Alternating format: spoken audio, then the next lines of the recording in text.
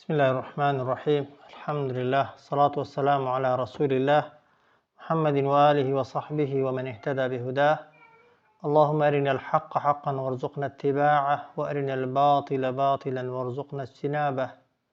شكان براني بريزم، سلام ورحمة خواهي پروردگارتان لێبێت لەوانەی بیستەهەمدا بە خزمەتتان دەگەینەوە کە پشتیوان بەخوای پەروەردگار لەو وانەیەدا دەمانەوێت کۆمەڵێک زانیاری سەبارەت بە حیفظ و لەبەرکردنی قورئانی پیرۆز باسکەین کە دیارە هەر کەسێک ئەهلی قورئان بێت و تێک هەڵبێت لەگەڵ قورئان حەز دەکات قورئانی لەبەر بێت و بتوانێت ئاسان لەبەریکە، ئاسان مراجعەی کاتەوە و ئەوەی لەبەری دەکات لەبیری نەچێتەوە. کۆمەڵێک خاڵ و یاسای لەبەرکردن پشتیوان بەخوای پەروەردگار باز دەکەین بە ئومێدی ئەوەی ببنە یارمەتی دەرێکی باش بۆ ئەوەی بتوانین زۆرترین قورئان لەبەرکەین و ئەوەی لەبەری دەکەین لەبیرمان نەچێتەوە و بەهۆیەوە ئەجر و پاداشتێکی زۆری لەسەر بەدەست بێنین. بەڕێزان، دوو جۆر تەوان لەبەرکردنمان هەیە کە یەکێکیان پێی دەوترێت ذاکرە قەریبە کە بریتیە لە لەبەرکردنی شتی ڕۆژانەی تەوان کە دووبارە دەبێتەوە لە ژیاندا کە ئەوە بەبێ گومانی پێویستی بە ماندووبوون نییە، هەر یەک جار بیبیستی لەبەرەوەی ڕۆژانە دووبارە دەبێتەوە لە ژیانتدا دێتە بەرت. ذاکرە عەمیقەمان هەیە، لەبەرکردنێکی قوڵ کە بەبێ گومانی قورئان ئەو جۆرە لەبەرکردنەی دەبێت کە بریتیە لە گرنگیدان و دووبارەکردنەوە و بەردەوامبوونی ئینسان بۆ ماوەیەکی درێژ لەسەر هەوڵدان بۆ لەبەرکردن و هێشتنەوەی ئەوەی کە دەتەوێت لەبەریکەی. ئەو هۆکارانە یا ئەو ئەداتانەی کە قورئانی پێ لەبەر دەکرێت چین؟ وەسائیلەکانی قورئان لەبەرکردن، ئەو شتانەی کە بەکار دەهێنرێن بۆ قورئان لەبەرکردن چین؟ بێگومان یەکەمیان ئەو خاڵانەمان دەوێن هۆکارەکانی یا ئەو وەسائیلانەی کە قورئانیان پێ لەبەر دەکەین چین؟ یەکەمیان چاو، معلومە ئەو شوێنەی دەتەوێت لەبەریکەی ئەگەر لاپەڕەیەکە، ئەگەر سوورەتێکە، ئەگەر ئاەتێکە پێویست دەکات یەکەم جار ورد پیت بە پیت، حرف بە حرف، حرەکە بە حرەکە سەیری هەر هەموویکەی و هەوڵ دەی شێوازی نووسینی کەلیمەکانیش وشەکانیش لە مێشکتدا لەگەڵ سیرکردنەکەدا خەزنکەی. بەتایبەت ئەگەر بتەوێت لاپەڕەیەک بەیەکەوە لەبەرکەی چاک وایە وشەی یەکەم و کۆتایی، یان ئەگەر بتەوێت ئاەتێک لەبەرکەی کەلیمەی یەکەم و کەلیمەی کۆتایی، یان کەلیمەی سەرەتا ناوەڕاست کۆتایی، بە شێوازێک وێنای ئەو پەڕە یا ئەو سوورەتە یا ئەو ئاەتە بکەی لەبەر چاوی خۆت و تەواو دیقەتی دەیە کە دیقەتدانە ئاەتەکانی قورئان بەبێ گومانی یەکێکە لە عیبادەتەکان و لە خواپەرستیەکان و چاکترین جۆری تەماشاکردن و سیرکردنە کە خوای پەروەردگار مەدحی ئەو کەسانە دەکات کە سەیری ئاەتەکانی خوا دەکەن، جا ئاەتی نووسراو بێ یا ئاەتەکانی کەونی بێت. خاڵی دووهەم وەسائیلی دووهەم کە بەکاری دێنین بریتیە لە نوتق و گوتنی کەلیمە و ئاەتەکان بەدەم دوای ئەوەی کە تەماشامان کرد، کە سیرمان کرد، ئەو جار لەگەڵ سیرکردنەکەدا بەدەمی خۆمان ئەو کەلیمانە بڵینەوە، ئەو کەلیمانە بەدەمماندا بێن، ئەو وشانە بەدەمماندا بێن کە دەمانەوێت حیفڵیکەین و لەبەریکەین. هەنگاوی سێهەم بریتیە لە سەماع بالئوذن، گوێگرتن. دوای ئەوەی کە تەواو تەماشات کرد، دواتر لەگەڵ تەماشاکردنەکە بە زمان خوێنتەوە بۆ خۆت، ئەو جار هەوڵدا گوێ لە سەوتی خۆت کە تەسجیلی دەکەی و تۆماری دەکەی، یان لە سەوتی کەسێک کە پێیەوە معجەبی و سەرسامی و بەلاتەوە خۆشە و سەرنجڕاکێشە گوێی لێ بگرە چەندان جار. ئەو جار هەنگاوی چوارەم بریتیە، وەسائیلی چوارەم بریتیە لە کتابەت و لەبەرکردن. کتابەت ببورن، نووسینەوە، ئەوەی کە لەبەرتە بینووسەوە بۆ خۆت، بە نووسین خۆت تاقیکەیەوە، کەواتە بەکارهێنانی ئەو چوار شتە لە لەبەرکردندا هۆکارێکی زۆر سەرەکین. چاوت بەکار بێنە و ماندووکە لە لەبەرکردندا، زمانت دەمت کەلیمەکانی پێ بڵێوە، بە گوێ بیبیستە ئەوەی کە دەتەوێت لەبەریکەی و هەروەها بە نووسینیش بینوسە کاتی لەبەری دەکەی یا کاتێک مراجعی دەکەیەوە. پاشان پایە گرنگەکانی لەبەرکردن چین؟ ئەوە هۆکارەکان بوون کە دەتوانین پێی لەبەرکەین. ئەوانەی کە یارمەتیمان دەدەن ئەرکانە کرداریەکان بۆ لەبەرکردن چین؟ یەکەمیان بریتە لە ئیرادە و تەبەن خۆیەک لاکردنەوە کە ویستت شوێنێک لەبەرکەی یەکەم جار بڕیاردە قەراردا خۆت پابند کە چونکە ئینسان تاقەی زۆرە، ئینسان توانای زۆرە، هەرچی بتەوێ ئیرادەی لەگەڵدا بێ دەتوانێت بیکەی.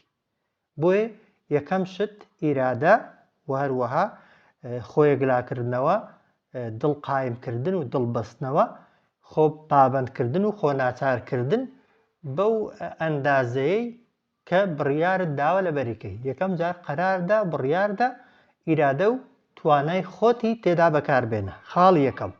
خاڵی دووهەم کە ئیرادە و وەک دەڵێ خۆی ویستی خۆت یەکلا کردەوە بڕیارتدا و قەرارتدا، ئەو جار پەنا بە بەبەر خوای پەروەردیگار لە دڵەوە لە خوا بپاڕێەوە کە خوای پەروەردیگار یارمەتیتدا، خوای گەورە هاوکارت کە ئەوەی کە دەتەوێت لەبەریکەی ئاسان لەبەریکەی و ئەگەر لەبەرت کرد لەبیرت نەچێتەوە و ئەگەر لەبەرت کرد و لەبیرت نووسەوە خوای پەروەردیگار لێت قبوڵ کات و بەسەردا نەداتەوە. بۆیە هەنگاوی دووهەم و پایەی دووهەم بریتە لە دوعا و پاڕانەوە. یەکەم جار بڕیار و قەراری خۆت وەکو باسمان کرد پێشتر ئەوەی لە توانای خۆتدا هەیە تەماشاکردنە قودرەتی خۆتە، توانای خۆتە بەکاری دێنی، دەیڵێی قودرەتی خۆتە بەکاری دێنی، گوێی لێدەگری قودرەتی خۆتە بەکاری دێنی، کتابەتە نووسینە دەسەڵاتی خۆتە بەکاری دێنی، ئەو جار لە دڵەوە ئیرادە و بڕیار دەدەی، ئەو جار پەنا دەبێ بەر خوای پەروەردیگاریش، خوای پەروەردیگاریش یارمەتیتدا. خاڵێکی دیکە بریتە لە تەرکیز، گرنگیدان بە ئەو پەڕی تەرکیز و گرنگی پێدانەوە ئاەتەکان لەبەرکە کە خەریکی ئاەت لەبەرکردنی، خەریکی قورئان لەبەرکردنی، هەرچی لەو دنیایدا هەیە لە مێشکی خۆتدا لە زیهنی خۆتدا فڕی دەدەرێت لەو کاتەدا. لەو کاتەدا چونکە ئینسان یەک ئالیاتی بیستن و بیرکردنەوە و تۆمارکردنی هەیە و یەک دڵی هەیە، یەک مێشکی هەیە. لە ڕاستیدا لە یەک کاتیدا دڵێک زەحمەت دەتوانێت کۆمەڵێک شت فێر وەرگێ، مێشکێک زەحمەت دەتوانێت کۆمەڵێک شت وەرگێ. کۆمپیوتەرێکی بێنە لێ کاتیدا دوو ئیعازی دێ، هەر هیچ کامێک لە ئیعازەکان ناکە، بەڵام ئیعازی یەکەمی دێ و چاوەڕێکە ئاسان ئیعاوی دووەمیش وەردەگرێ. بۆیە ڕوکنی سێهەم بریتە لە تەرکیز و گرنگی پێدان و خاڵی چوارەم بریتە لە دووبارەکردنەوە. ئەو ئاەتەی دەتەوێت لە بەریکەیەوە، ئەو سوورەتەی دەتەوێت لە بەریکەی چەندان جار بێڵێەوە. هەندێک لە عولەمادا فەرموون ئەگەر بتەوێت ئاەتێک لە بەریکەی پێویستە لای کەمی ئەگەر بێتە بەریشت 75 جار بیڵێەوە تا لە مێشکتدا بچەسبێ. ئەگەر 75 نەبێت لای کەمی پێویستە 10 جار 15 جار 20 جار 30 جار و ئەگەر لە 75 و 100 تێپەڕی زۆر ئیعتیادیە ئینسان لە کاتی لەبەرکردندا ناپێ هەڵپەت بێ. دیقەتی دێ ئاەتێک 75 جار دەڵێەوە تەون خێری 75 ئاەتت خوێندنی 75 ئاەتت دەکاتێ هەڵپەی بۆ چییە؟ ئاەتێک 100 جار دووبارە دەکەیەوە گەوەی وایە 100 ئاەتت خوێن بێت و 100 ئاەتت لەبەرکرد بێ، ئەجرەکەت هەر دەست دەکەوێ بۆ پاداشتەکە دەخۆ، بۆ قیامەتەکە دەخۆ، بۆ دنیا دنیا حیفز و لەبەرکردنەکە. بۆیە خاڵێکی دیکەی ئەساسی، پایەکی دیکەی ئەساسی بریتە لە تیکرار و دووبارەکردنەوەی ئەوەی دەتەوێت لە بەریکەی تا لە مێشکتدا دەچەسپێ. خاڵی پێنجەم لە پایەکانی لەبەرکردن بریتە لە مڕاجعەکردن و دووبارەکردنەوەی دوای لەبەرکردن. تیکرار جیایە، تیکرار دووبارەکردنەوەی لەگەڵ لەبەرکردندا، بەڵام مڕاجعە ئەوەیە کە لەبەرت کرد کاتی مڕاجعە و دووبارەکردنەوەت هەبێ. ڕاستی ئەگەر کەسێک عادەتی وابێ بنمونە ڕۆژە 5 ئاەت لەبەرکە دەبێ لای کەمی ڕۆژە 50 ئاەت مڕاجعە کاتەوە. ئەگەر نا تەمەن لەبەرکردن ئاسانە، بەڵام مڕاجعەکردنەوە و هێشتنەوەی زەحمەتە ئاگات لێی بێ. ئەگەر ڕۆژانە عادەتە یەک ئاەت لەبەرکەی 50 ئاەتیش مڕاجعەکەوە، ئەگەر لاپەڕەیەک لەبەردەکەی دەبێت لاپەڕەش مڕاجعەکەیەوە، چونکە ئەو قورئانەی لەبەرت کرد و ئەگەر مڕاجعەی لەگەڵدا نەبێت و پێداچوونەوەی تێدا نەبێت بێگومان لەبیرت دەچێتەوە بە تایبەت تا ئەو کاتەی لە مێشکتدا دەچەسپێت و دەبێتە مەلەکە. ئەگەر لە مێشکتدا چەسپا و بوویە مەلەکە ئەو کاتە مڕاجعەی کەمتر دەوێت بەڵام لە سەرەتای حیفظ و لەبەرکردندا بەبێ گومانی مراجعەکردنی دەوێت، چونکە قورئان هێشتنەوە لە مێشک و دڵتدا کارێکی ئاسان نییە، وەکو حەدیثی پێغەمبەر دەفەرمێ صلی الله عليه وسلم، وەکو تەشبیهی کردووە بە وشترێکی چەموش ئەگەر تون نەیبەستیەوە لە دەستت ڕادەکا. قورئان ئەگەر لەبەرت کرد مراجعەی نەکەیەوە و بەردەوام نەیڵێەوە بەبێ گومانی لەبیرت دەچێتەوە. ئەوە ئەرکانەکان و پایەکانی لەبەرکردن بوون. کەواتە پایەکانی لەبەرکردن بریت 5 شتە: یەکەم ئیرادە، دووهەم دوعا و پاڕانەوە، سێهەم گرنگی پێدان و تەرکیز، چوارەم تیکرار و دووبارەکردنەوە، پێنجەم مراجعە. ئەو خاڵانەم دەبێت لەبەرتان بن. خاڵێکی دیکە یارمەتی دەرەکانی حفظ چین؟ ئەو شتانەی دەبنە هۆکاری ئەوەی بتوانین ئاسان لەبەرکەین یا لەبیرمان نەچێتەوە چین؟ کۆمەڵێک خاڵن. یەکەمیان بریتە لە ئیخلاس و خۆیەکلاکردنەوە بۆ خوای پەروەردیگار. کاتێک کە قورئان لەبەر دەکەی هەرچی شتە لە مێشکی خۆتی دافڕەدە. دەتەوێت سوورەتێک لەبەرکەی، پێش بڕکەی مسابقەیەک دەکەی، یەکەم جار خۆت یەکلاکەوە دەتەوێت ئەو سوورەتە، ئەو ئاەتە، ئەو لاپەڕەیە، ئەو جوزئە، ئەو قورئانە لەبەرکەی تا خوا لێت ڕازی بێ. بۆ ئەوە لەبەری دەکەی تا خوا ئەجرەکەیت بۆ بنووسێ، بۆ ئەوەی لەبەری دەکەی تا خوای گەورە بە پلەکانەکانی بەهەشتدا سەرت خا، بۆ ئەوە لەبەری دەکەی تا خوای گەورە بیکاتە شیفای دڵ و دەروونت، گرنگەوەی نیەتەکانت شتی دنیایی نەبن. هەموو نیەتەکانت تەنها و تەنها بریتی بێ لەوەی کە خوای گەورە بەخۆیەوە لێت ڕازی بێت و پلە و مەقامت لای خۆی بەرزکاتەوە. هەر شتێکی دیکە لە مێشکیدا بێ، لە خەیاڵدا بێ، بتەوێت بەهۆی قورئانەوە هەرچیەک دەست خەی، ئەگەر بردنەوەی حەجێکە، ئەگەر بردنەوەی عەمرەیەکە، ئەگەر بردنەوەی سایارەیەکە، هیچی ئاگات لێی بێ ناگاتە ئەوەی کە خوای پەروەردیگار لەناو بەهەشتدا پێت بڵێ ئیقڕە وەرتەق کەما کونتە تەرەتەلتە فی الدنیا. هیچی ناگاتە ئەوەی کە یەک پلیکانەی بەهەشت سەرکەوی ئاگات لێی بێ. بۆیە کاتێک کە قورئان لەبەر دەکەی هیچ کات ئەوەت لە خەیاڵدا نەبێ. خەڵک بڵێ فڵان کەس حافظ قورئانە، فڵان کەسە 5 جوزئی لەبەرە، فڵان کەسە لە مسابقە سەتی هێنا، فڵان کەسە لە مسابقە عەمرەیەکی بۆ دەرچوو. بەڵێ عەمرە گەورەیە، بەڵام گەورەتر لە عەمرە بەهەشت ئاگات لێی بێ. ئەگەر بۆ حەجێک، بۆ عەمرەیەک، بۆ سایارەیەک ئەو هەموو خۆماندووکردن و هەڵپەی بوێ، ئەی بۆ خۆ لە خۆ ڕازیکردن، ئەی بۆ ئەو کاتێک کە خوای گەورە پێت دەڵێ فەدخولی فی عیبادی وەدخولی جەنەتی، بڕۆ ناو بەندە باشەکانم و بڕۆ ناو بەهەشت. ئەو کاتە دەبێ چه هەستێکت هەبێ، ئەو کاتە کە قورئان پێشت دەکەوێ و دەتخاتە بەهەشت، ئەو کاتە کە بە پلیکانی بەهەشتدا سەرت دەخا و دەتگەێنێتە فیردەوس، ئەو کاتە دەبێت چه هەستێک بێ. بۆیە یارمەتی دەری یەکەم بۆ لەبەرکردنی قورئان بریتە لە ئیخلاس و خۆیەکلاکردنەوە بۆ خوای پەروەردیگار. هەتا دەکرێت حیفظ و لەبەرکردنەکەت با لە بینی خۆت و خوا، لە بینی خۆت و ئەو مامۆستایە کە لە کنی لەبەر دەکەی و پێت لەبەر دەکا، یا ئەو کەسانەی مراجعەت لەگەڵ دەکەنەوە، بۆ تەشجیعکردن و هاندان نەبێ، کە جائیزە بۆ تەشجیعکردن و هاندان باسی شکەی چەندەت لەبەرە و چۆنت لەبەر کردووە، بۆ ئەوە نەبێ باسی حیفظ و لەبەرکردنەکەت مەکە بە هەر خەڵکەست پێ نەکا. خاڵی دووهەم بریتە لە صیدق و ڕاستگۆیی لەگەڵ خوای پەروەردیگاردا. بینی خۆت و خوای پەروەردیگار ڕاست بە، نیەتت، دڵت، ژیانت لەگەڵ خوای پەروەردیگار ڕاستکە.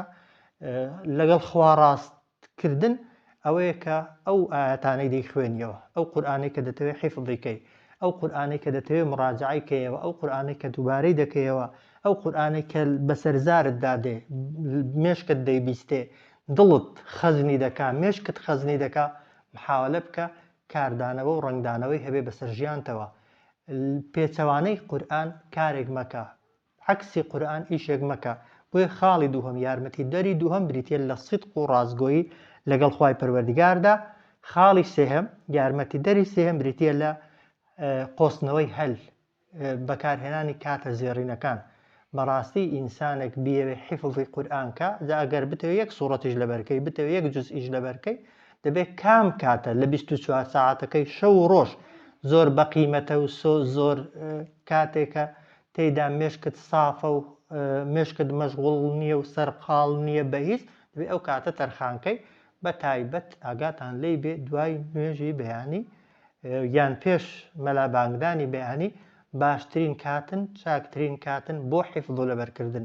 ئەو کەسەی کە کاتە بێ ئیشەکان ئەو کاتانێک کە لە ئیشەکان دەبێتەوە کاتێک وەڕەز و بێتاقەت دەبێت تااقەتی موبایل و تەلەڤیزیۆن و گەڕان و پەیوەندی تەلەفۆنی و ئەوانەی نامێنێ ئەو جار ئیشەکانی ماڵ هەر هەمووان تاوا دەکە ئەو جار دەیەوێ بێت ئاەتێکیش حیفز کاو لە بەرکە بەبێ گومانی ئەو حفزێکی دقیق نابێ و سەرکەوتوش نابی تێیدا قۆستنەوەی هەل و دیاریکردنی کاتە زێڕین و بەقیمەتەکان بۆ لەبەرکردنی قورئان یەکێکی دیکەیە لە یارمەتی دەرەباشەکان بۆی بتوانین حفزی تێدا بکەین. خاڵێکی دیکە کە زۆر گرینگە دوورکەوتنەوە لە مەعسیەت و گوناه و تاوان. قورئان نوری خوای پەروەردیگارە، هیدایەتی خوای پەروەردیگارە، ذیکر و یادی خوای پەروەردیگارە، خەڵاتی خوای پەروەردیگارە و ئەو پەیام و شەریعەتەیە کە لە دنیادا لە جەهالەت ڕزگارمان دەکات و لە قیامەت لە ئاگر دەرمان دێنێت. ئەو پەیامەیە کە دەمان گەیەنێتە بەهەشت و دەمان گەیەنێتە خزمەتی پێغەمبەری خوا صلی الله علیه وسلم بێگومان دەبێ وامان لێ بکا قورئانەکە لە مەعسیەت و گوناه و تاوان بەدوور بین هەتا کەمتر گوناهت هەبێ هەتا زۆرتر لە گوناه دوورکەویەوە بەبێ گومانی حفزت بۆ ئاسانتر دەبێ.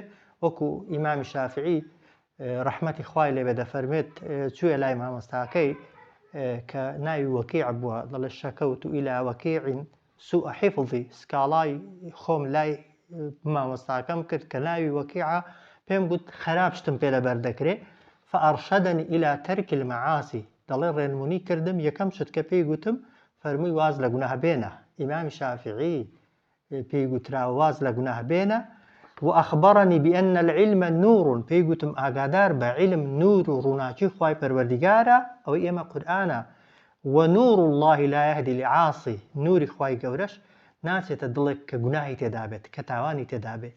بۆیە کەمترین گوناه بە چاوتکە ئەو کاتێک کە سەیری قورئان دەکەی ئاسان دێتە بەرت کەمترین گوناه بە گوێت کە کەمترین گوناه بە دەمت بکە کەمترین گوناه بە مێشکت کە خەیاڵاتی خراپ مەکەوە با دڵت خاوێن بێت با مێشکت خاوێن بێت با چاوت گوناهی کەم پێکرابن بەبێ گومانی حفزێکی زۆر زیاتر و چاکترت پێ دەکرێت. بۆیە نابین بە مەلایکەت و فریشتە بەڵام ئەگەر دەمانەوێت حفظ بکەین دەبێ ڕاستی زۆرێک لە تاوان و خراپەکان خۆمانی لێ پارێزین چونکە حەدیثی صحیح پێغەمبەر صلی الله علیه وسلم هەمووتان دەزانن هەر گوناهێک دەیکەین نقطەیەکی ڕەش لەسەر دڵمان دروست دەبێت و جێگایەک داگیر دەکا جێگای چاکە داگیر دەکا خۆ دڵ ئەگەر چاکەی تێدا نەبوو خراپەی تێدایە خراپەی تێدا نەبێت چاکتر ئاسا ئەوەی دەچێتێ بۆیە ها لە لا إله إلا الله دا یەکەم جار لا إله وا پێمان دەفەرمێ بڵێن هیچ کەس شایانی پەرستن نییە یعنی ئیلاهەکان لە مێشکتدا لە دڵدا هەڵدەدەر ئەو جار جێی خۆشەویستی خوای گەورەی تێدا دەبێتەوە. بێگومان مێشکمان دڵمان دەبێ گوناهی لێ هەڵدەینە دەرێ ئەو جار جێگای حفز و قورئان و کەلامی خوای پەروەردیگاری تێدا دەبێتەوە. و خاڵی کۆتایی بریتیە لە ثوبات و بەردەوامی واز نەدان و کۆڵ نەدان بەبێ گومانی هیچ کەس نییە نەتوانێت حفز کات و لەبەرکە هەموو لەبەر نەکرد کەمی لەبەرکە 30 جوزت پێ لەبەر نەکرا جوزئێکی لەبەرکە بەڵام 30 جار مراجعەیکەوە گەوەی وایە هەموو قورئانت لەبەر بێ 10 سوورەتت پێ لەبەر ناکرێ یەک سوورەتی لەبەرکە بەڵام 10 جار دووبارەیکەوە وەگەوەی وایە 10 سوورەتت لەبەر بن. ڕاستی لەبەرکردن هەڵپەی ناوێ خۆماندووکردنی دەوێ بەڵێ بەڵام پێویست ناکە خۆتی بۆ بکوشیت چونکە هەموو کەس توانە و سەلیقەی وەکو یەک نییە.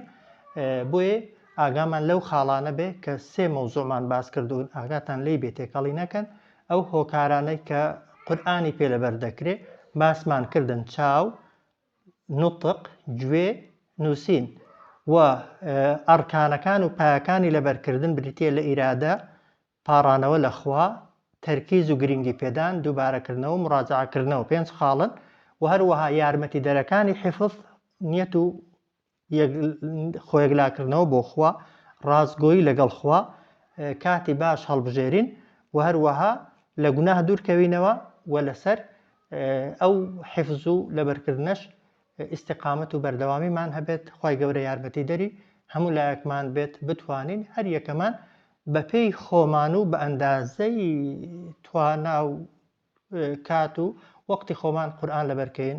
وصلى الله على سيدنا محمد وعلى آله وصحبه أجمعين.